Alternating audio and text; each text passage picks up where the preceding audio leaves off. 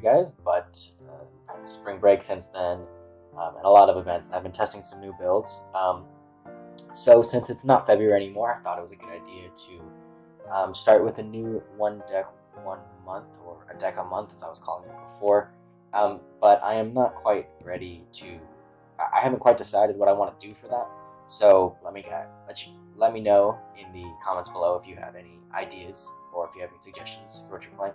I'm thinking maybe either the deck we're playing today, maybe Dinosaurs. I really enjoy that deck, and with the new Baby Sarah Super Rare, it really entices me to want to play that. I'm also thinking maybe Mutants. That could be interesting, or Ice Barriers, or something of that sort. I have a couple ideas kicking around, so if you have any ideas, just let me know, and I'll take them into consideration for sure. I'd like to make videos about what you guys want to see. That being said, of course, I also have to want to play them, so I have a bit of say in it. So until then, which that'll probably start in April, I'm going to just be like doing random videos about random things. Like today, it's just going to be a deck profile of a deck that I played this last week at locals, Thursday and then Saturday. I did pretty well. I went 3-1 on Thursday, and then I ended up in, I think, 3rd place at locals, and I ended up pulling the Ultimate Rare Ecclesia.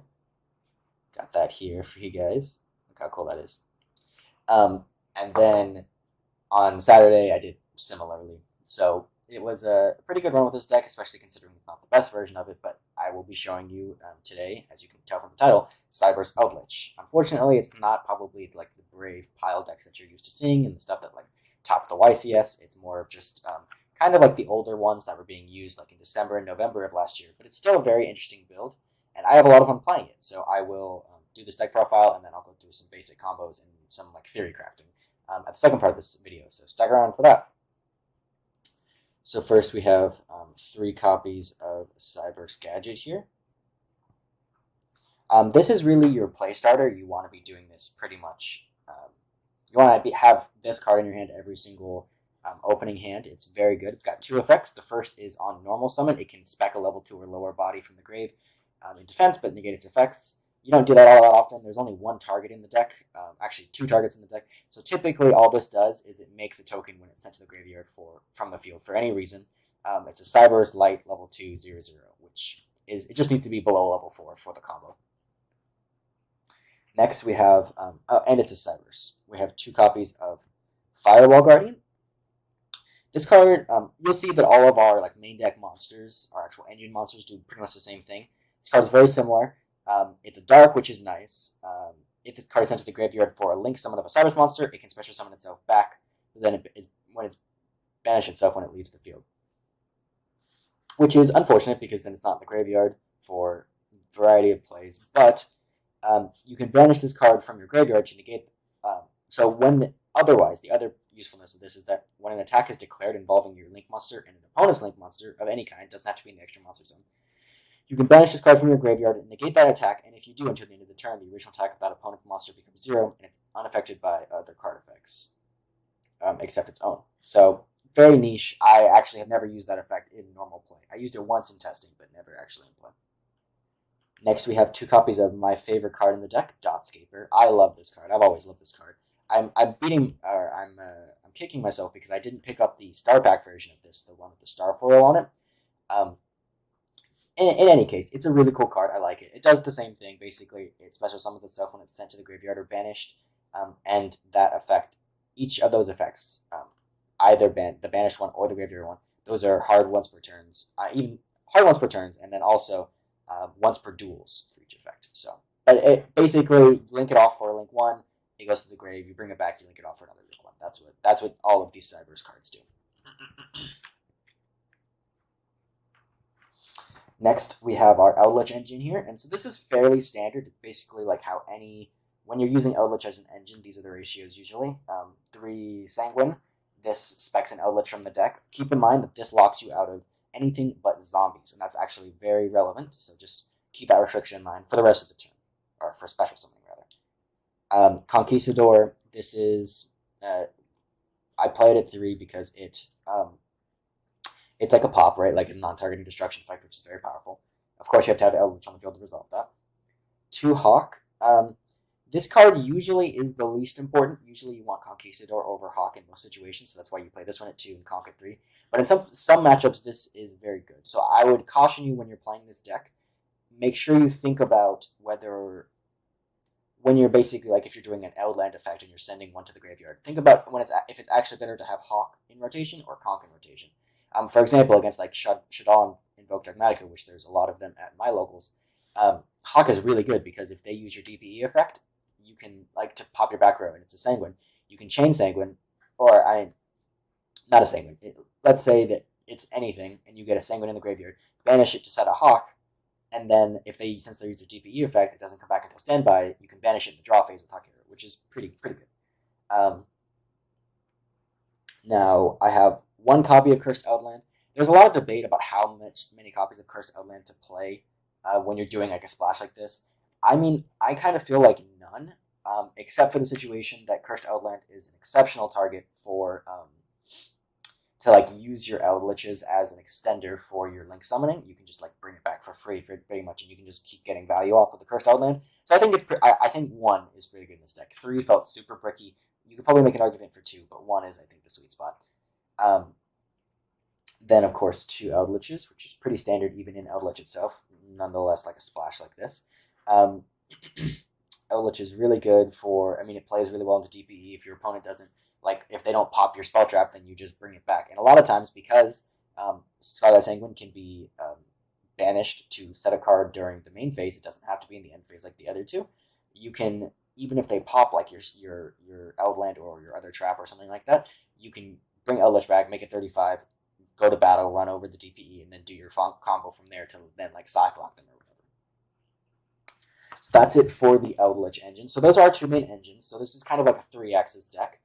We've got the Cyberse axis, which is, you'll see how that comes up when I get to the extra deck. You've got the Eldlich axis, and then you've got hand traps. There is quite a few. I guess there's 4 axes. I'll get to that in just a second. So I'm playing 3 Imperm. A lot of people say like best hand trap in the game or whatever. I don't think it's the best hand trap in the game, but I'm happy to have it most times when it comes up, and I think it's a really good hand trap. I think this is probably the most suspect inclusion from most people's point of view. I really like 2 Skullmeister. First off, it's not a hard once per turn, which is valuable when you're drawing lots of cards and opening lots of hand traps every single game. Drawing 2 once per turn hand traps sucks, so having as many non-once per turns as possible is beneficial. And Skullmeister is one that I think is really good in this current meta. It's good against Shadal and Invoke Dogmatica. It's good against PK if they don't chain block the kid, like if they're using their kid to chain block a Doodle-Doo or something. It's good against PK, of course. It's good against BA. It's good against the base deck. You can chain block quite a few things. You can chain block. I mean, Snow doesn't match up super well because they can just chain Snow to it. But there's a lot of things that this is very useful against.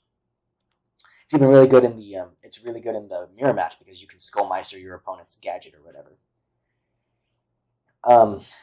Veiler. So this is in here because of a card in the extra deck. It's not actually in there. I don't own a copy yet, but one of the cards there should be a Selene, and so you need at least 1 Veiler for the Selene line. But Veiler is actually really good because it's, again, with the Skullmeister, it's not once per turn. And so if you see 2 of it, it's not a big deal.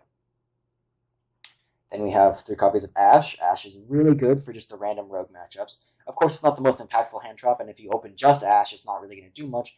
But against some bricked hands, against some rogue decks, this is just like a huge gatekeeper, and you're happy every single time you have it. Now this is now I have 2 copies of Ghost Ogre. So Ghost Ogre is at 2 because it is a hard once per turn, and it does similar thing to Veiler or Skullmeister, but it's a hard once per turn, and so I don't want to see 2 copies of this in my hand, so I will play 1 of them. Though you do want to have a bunch of tuner hand traps, which Skullmeister is not, because that allows you to like top deck a Ghost Ogre or whatever, normal summon the Ghost Ogre, and then go into a Haki Fibrax line. So the tuner hand trap is very good here. Then finally, for the last hand trap, we have Evenly Matched. So this deck doesn't have a lot of extenders. It's sort of one note, I guess you could say. And so you really want to make sure that that combo resolves. And so going second into a deck, it's really hard to make sure your plays resolve unless you have like an exceptional hand. And so I main deck this to be able to just blow up back row. Though this deck actually does have a pretty good like Eldlich matchup, and I'll show you why in a little bit. But this just helps a lot. And I have a really funny story about about a way I resolved evenly matched the other day. And then, of course, we have a Call by the Grave, amazing card. This is like a pseudo combo deck. It gets hit by pretty much any hand trap.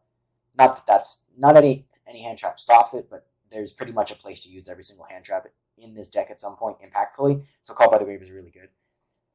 And a Call by the Grave in conjunction with a Skullmeister is just insane. They're not doing anything in the graveyard that turn. So we're playing DPE in this deck. This is the fourth axis, I guess.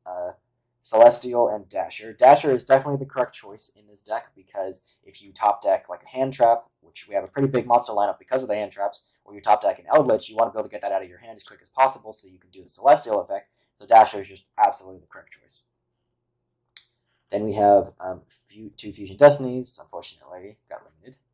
And then we have Lancia and Scythe. So typically, decks like the PK deck just play Scythe. I like having Lancia in this deck because opening the Lancia, one of Lancia, is really rewarded a lot of times because it's a very good hand trap this format, but not good enough that it's worth having 3 of them in your deck. And if you don't, like if you're playing against Flaunderies going first, like let's say you get like D-Shifter, though D-Shifter actually does. So if you can somehow get to Dagda and full combo under D-Shifter, then like you know that you don't want to do Scythe, you're going to do Lancia.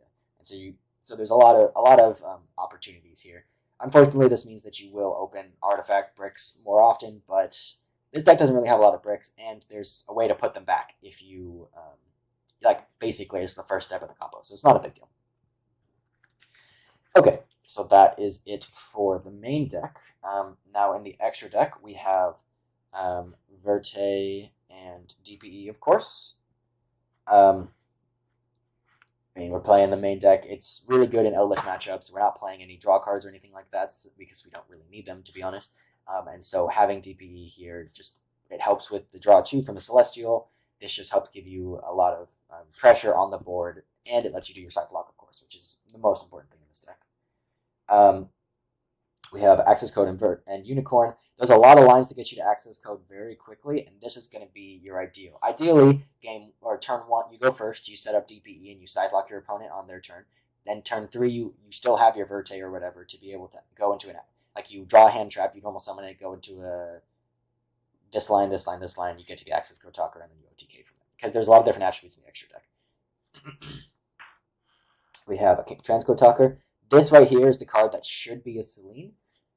Transcode Talker also is still useful in the deck. There is lines when Transcode Talker could be used, but it's just weird because Transcode Talker locks you out of the extra deck, or it locks you out of special summoning anything except Cyberse monsters. And so that's the entire turn. It's kind of like Pot of Duality. So unfortunately, Transcode Talker doesn't work super well with the deck. This definitely should be a Selene by all accounts.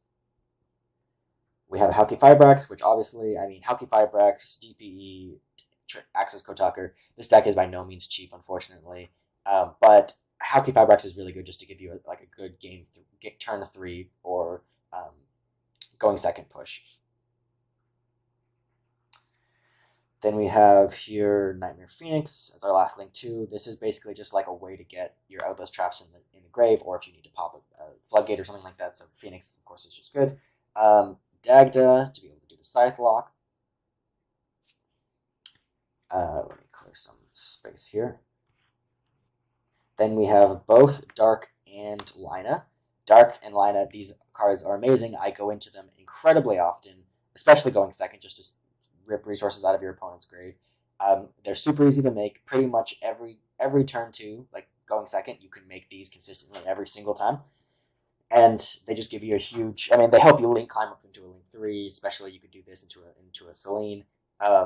Like you do this and you bring back a monster, go into a Selene, then if you have enough spell traps, you can then just go into Access Code right away, which is insane. Dark, Lina, they're great cards. We have Link Spider, and then one of my favorite cards in the deck, Lingaribo. Any deck that can play Lingaribo is a favorite of mine. It is so good. It makes back row matchups so much easier, and I don't know why, but it always seems to catch people off guard when they set 5, and then you just normal summon, make a Lingaribo.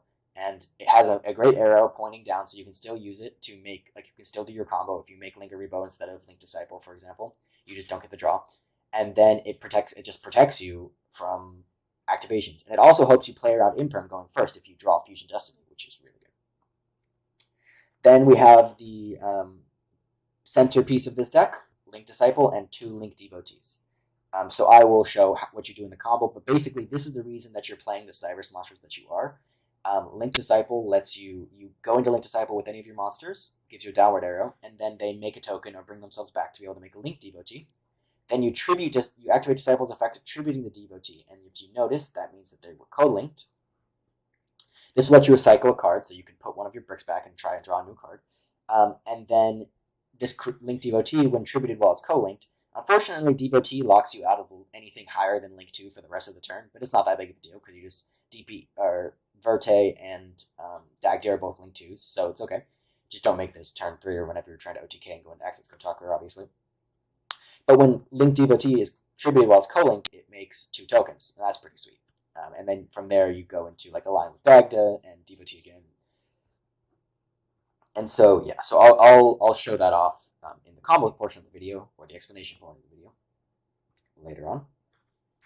Next, we have our side. So I wasn't super happy with one set of cards, but I'll point that in a little bit. We've got the other 2 Lancias here. Lancia, it's like I said before, it's like such an amazing hand trap, this format. It hits most decks that I think it's definitely worth playing these 2, even though it messes up the ratios a little bit. But it's okay. We can play 1 copy of Token Collector here. I don't have too many Sword Soul or Brave decks in my local meta. I did have a couple. I played against a based-like deck my round 1, and I actually ended up beating them. But Token Collector was very, very useful when I did see it. I mean, not all that often.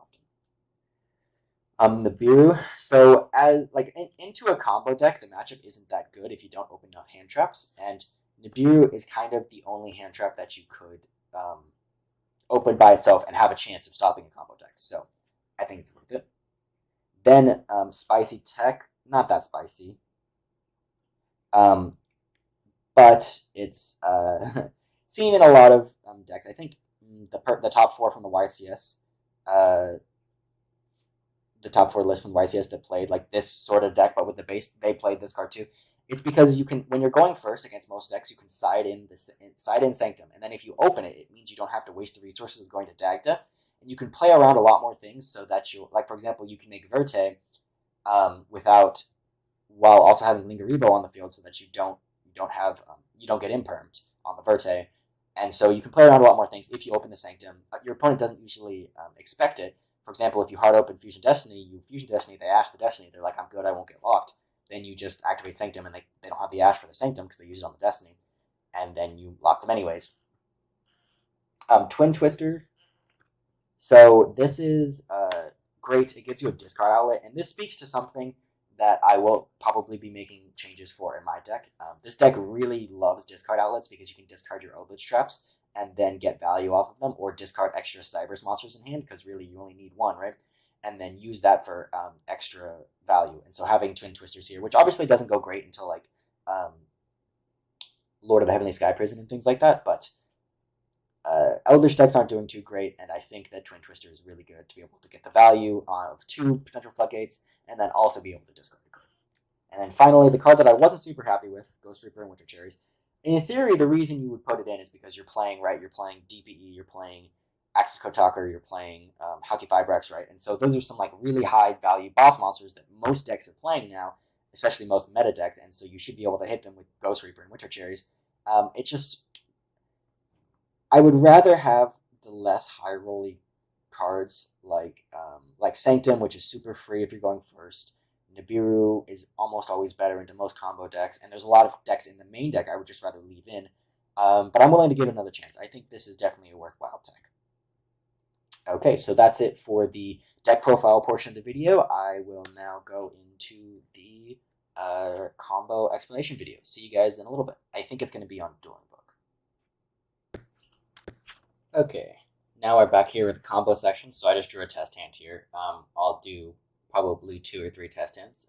So let's do going first here so I can show you guys the basic combo. So obviously here we drew very good. For going first, at least, we have access to the Eldlich Pop here, which is very good. This plus 2 cards here will start our engine. This means that every turn, like every 2-turn cycle, you and your opponent, you'll get an Eldlich interaction, which is very good. Then we have Skullmeister here, which is a really robust hand trap into most decks. And if it's not, then just set this out, right? Like this is a super easy set out. It's not part of an engine piece. It's not super necessary. Fusion Destiny is amazing here. I will do the combo as if we didn't have the Fusion Destiny, and then I'll go back and do it as if we did, so you can see what this adds to the combo. I mean, drawing it. I mean, what that does. And then we have Cyberse Gadget here, which for all intents and purposes could just be any of the other names. But like I said, this is the best one. So we'll begin going to main. We'll normal summon the Gadget. And then link the Gadget off here for our Disciple. And then the Gadget effect activates because it was sent to the graveyard from the field. And it'll special summon a token for us here, so let's get the token. And then link off the token here for Link Devotee. So this is the core interaction here. You activate the effect of Devotee by tributing, or of Disciple by tributing Devotee. This will allow us to draw a card, evenly matched or whatever. So in this situation, evenly matched is pretty bad going first. So we would put this on the bottom of the deck. And then now, because Link Devotee was activated, or was tributed while it was co-linked, the effect activates to give us 2 tokens. Oh, additionally, so technically when we first summon Link Devotee, this whole deck, by the way, the core of this deck's functionality, relies on the fact that Link Devotee here has an effect that triggers on summon.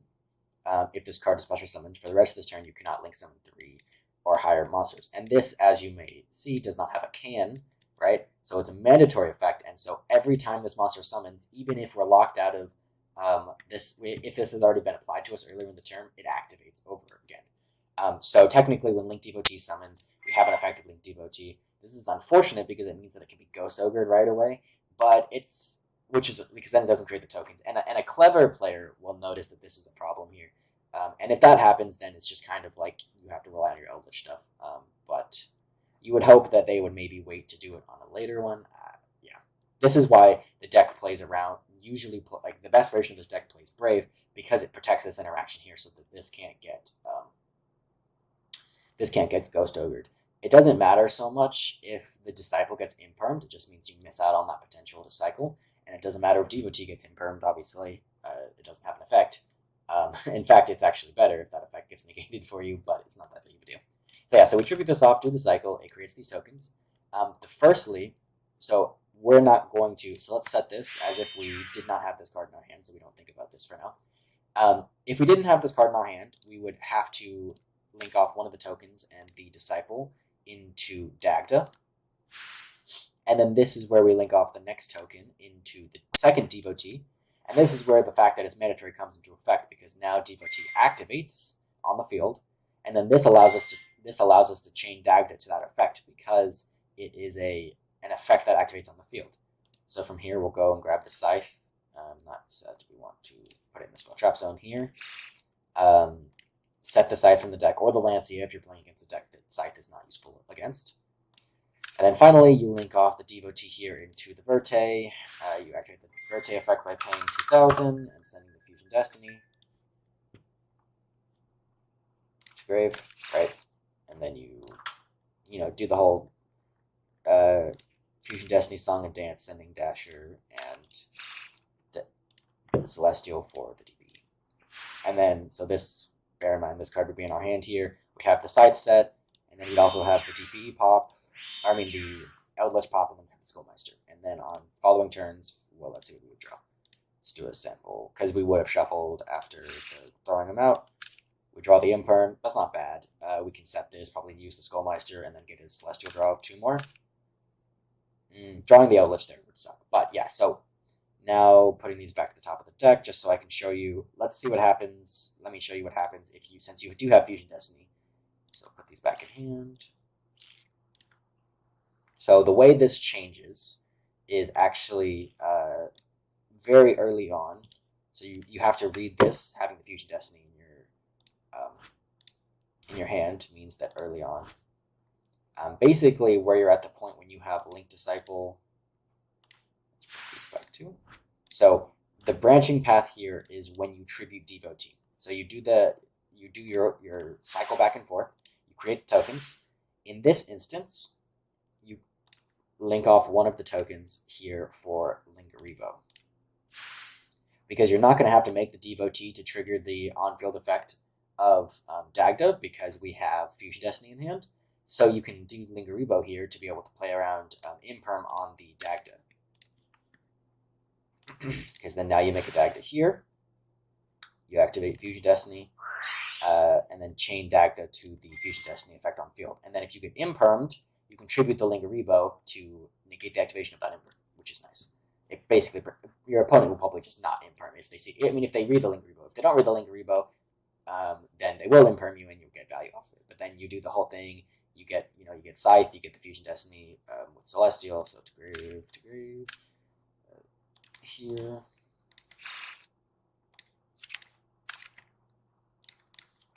And then you still have the same thing, but now you also have the Lingaribo, and you don't have to pay life points, so you'd be back at 2,000. And you still technically have the Verte, but that's not really worth too much. I mean, it gives you it's a generic link 2 to go into if you need that, but and this is just easier because the only thing that interacts with this is Ash, whereas Dagda can be hit with like Valor, or the Verte can be hit with like Valor or Imperm, or they could nib you. This doesn't play around nib, but this isn't really an attractive nib target, and then once they, and then if they chain nib to your Dagda, it doesn't. I mean, that's terrible. It doesn't do anything, because you still get the DPE on resolution.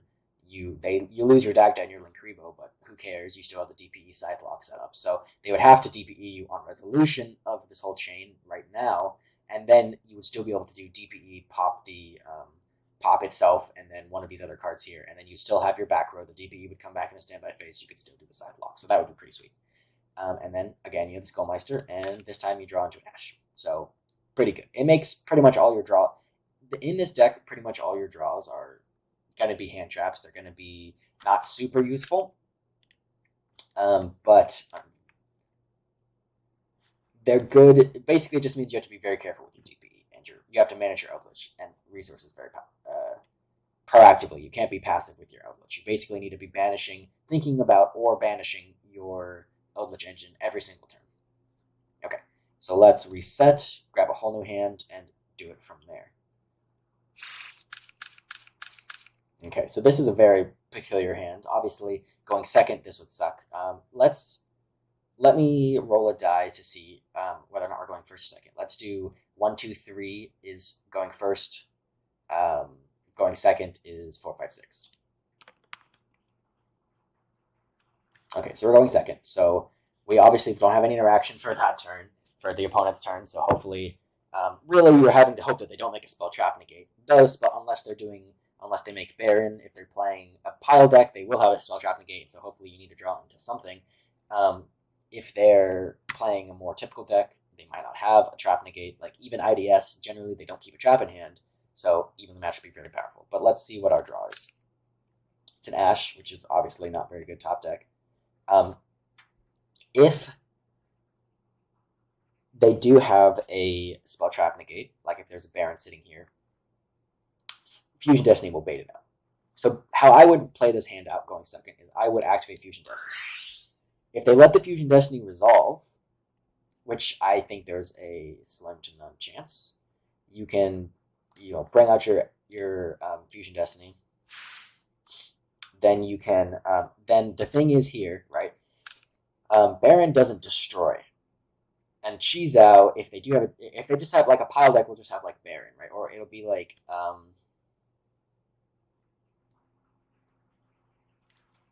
yeah, well, I mean, okay, so in a pile deck like base, for example, they generally go like Borlo Savage into a Baron, and that would be unfortunate for the situation because that would play through these. Except I believe that, well, neither of them destroyed, but in any case, they probably wouldn't let the Fusion Destiny go through. If they do let the Fusion Destiny go through, you can then either force it out by activating the Baron negate out, by activating the effective DPE to pop it, or you can just go to battle, and then try and hit over whatever the spell trap negate is. An interesting interaction that I had come up with me actually was, it was like I was playing against Virtual World and I had a set evenly match. I Scythe Locked them on their turn too, and then I set an evenly match into Sanctum. I Sanctum, Scythe Locked them. They built a whole board with like a Chuche and stuff. Obviously no extra deck monsters. Then turn 3, my DPE comes back, and it's just, this is my board right here. And I go battle phase, and then I go into battle. I activate evenly match, declare DPE, popping DPE in the evenly match, and then resolve evenly match for 0, and they banish their whole back row. They banish everything. So that's something to keep in mind here. Is in this deck setting, because you generally, a lot of times you'll just have DPE and a trap on the field. It's actually worthwhile to have evenly matched set quite a bit of the time, like to set it going first. And so, yeah. So in any case, going second, your game plan would be like relying on the evenly match in this situation. And then, sorry, and then that would, so this would be in the grave, probably, and then the evenly match would have done a lot to your opponent, hopefully cleared out most of their negates. Main 2, you would go Cyberse Gadget, you'd set up the lock. Basically, you would just do, in this situation, you would scythe lock them for turn 3, because that's pretty much what this Cyberse Gadget engine does. And then that sets you up for further like resources on further turns. Alternatively, you could, if they still have a back row, you could do Cyberse Gadget into Linkaribo to turn that back row off. Like if they're trying to hold on to like a Judgment or something. Well, not Judgment, but if they're trying to hold on to like a Punishment or Torrential or something, you can go into Linkaribo, make the Gadget, bring the Gadget token. So, sorry, this is the token. And then here you can make, I mean, like, it doesn't matter. But basically, you would keep this probably in defense or something, so you could pop it with DPE. Turn off the back row, Cursed Outland, go into the Eldlich engine somehow, and then you still got the Ash. So this would leave you on your turn having successfully evenly matched their field with a free pop target for the DPE, a trap negate to turn off their thing. And if you didn't go into Linkaribo, you can then full scythe lock them, right? Like you could take this, like if this was a Link Disciple instead, and then you could then go into Link Devotee here, and then do the whole, Dagda shebang, and then you'd be able to scythe lock them with an Ash backing it up, and follow up with another Cyberse Gadget and the Cursed Outland. Just keep in mind that the Cursed Outland, it prevents you from attacking with anything except zombie monsters, so don't, cheat.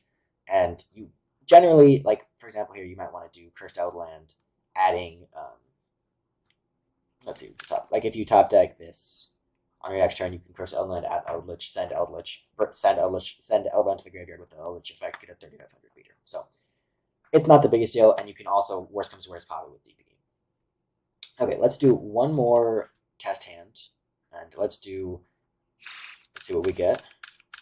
Okay, drawing a lot of gadgets, unfortunately. That whenever you see two, I'm trying to fix my ratio so that I see this very uncommonly, but you only really ever want to see one Cyberse monster in your hand. That's all you need, when this could be another hand trap, it could be another Eldlich Beast, it could be a Fusion Destiny, it could be anything else, and so you really don't want to see this. Also, you really don't want to see Lord here, so I'll show you what that ends up, what this looks like. So let's roll 1, 2, 3, 4, 5, 6 again as last time. Okay, 4. Yeah. So obviously the effect here is the only interaction we have, and then Sanguine. So, we've got an interesting situation here. So depending on what they do, you probably want to send the Eldlich and the Walk Arrow to send a card. Against the Brave token engine, usually it's best to try and send the token so you can try and get rid of the Draco back if they don't choose to hit the, like if they choose not to spin back the Griffin to negate. You've also got a Veiler here to try and stop their play, so just keep that in mind. So probably we definitely use this going first. Like, you want to shotgun this Veiler, you want to get rid of it as soon as possible, so that you're, or not get rid of it, but you just want to use it effectively as possible, because if this is your only hand trap. These are some pretty bad hand trap hands. It's funny. Then from there, we probably would set the Sanguine. Since we opened the Eldlich and the 2 Eldlich traps, this right here is going to, these two, so we would declare Eldlich effect, sending that for cost, spec the Eldlich, make it indestructible by card effects, and gain 1000 attack. Since we opened both of these, we're obviously going to be able to banish both of them in the end phase to set up another Eldlich play. So this is like a big advantage, plus turned on by the fact that we're going second and that we drew an Eldlich.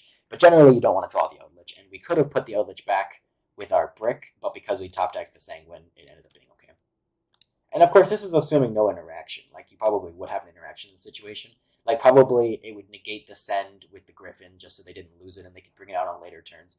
And so then you wouldn't have got the send, but you still would have been able to bring back the